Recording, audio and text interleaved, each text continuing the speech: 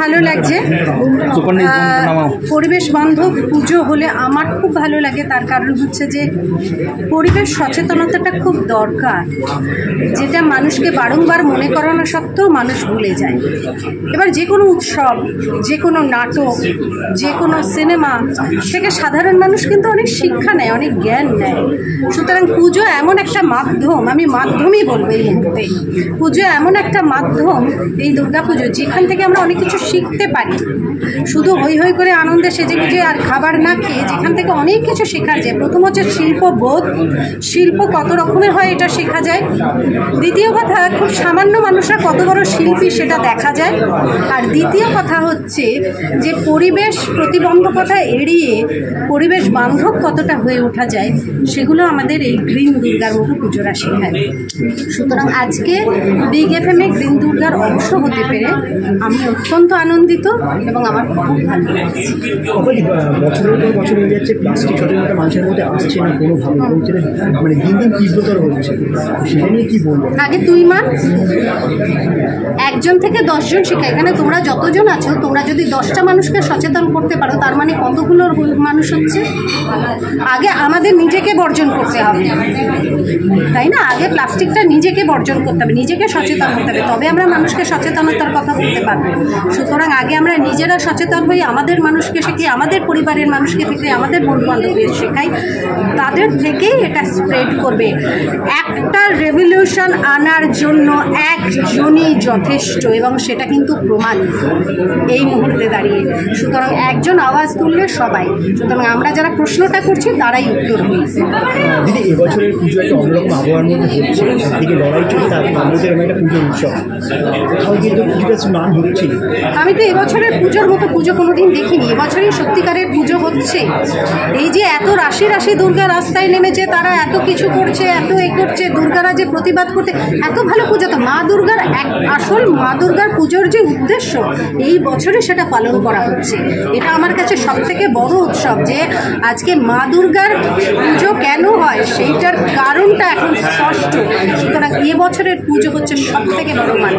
কতটা কঠিন পরিস্থিতির মধ্যে আমরা যাচ্ছি, এখানে ন্যায় এখনো পাওয়া যায়নি, এবং হুমকি একের পর এক চলছে, সেটা কীভাবে? আসলে হুমকি যারা দেয় তারা খুব দুর্বল মানুষ, তারা ক্লিপ্ট।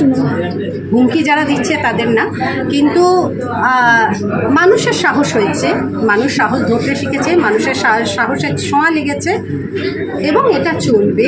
এটা মানুষের অভ্যেসও হয়ে গেছে, এবং এটাকে পাঠ করে নিয়ে মানুষ কাজও করবে, মানুষ সমস্ত কিছু করবে, তার সঙ্গে মানুষ প্রতিবাদ। তোমার সহশিল্পীদেরকে কুৎসিত ভাষায় আক্রমণ হচ্ছে কি? তোমার সহশিল্পীদেরকে কুৎসিত ভাষায় আক্রমণ? হ্যাঁ, আমাকেও করা হয়েছে। তোমাকেও করা হয়েছে? না, আমাকেও করা হয়েছে। তাতে কি এলো গেল? তাতে কি এলো গেল? কি অসুবিধে আছে?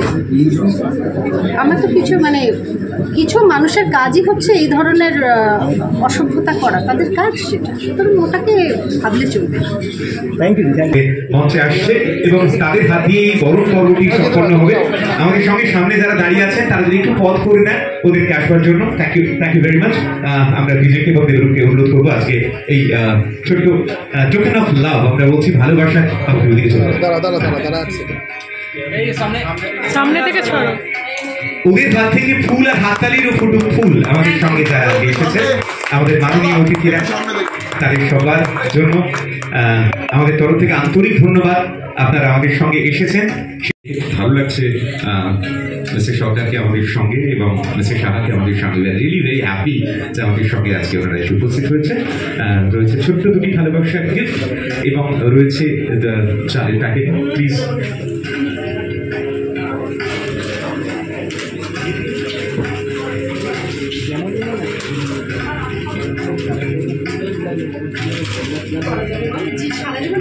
হ্যাঁ, অপাকে সত্যি সত্যি বহুদিন পরে আমাকে মঞ্চে দাঁড়িয়ে অপাদিটা শুনতে হলো না।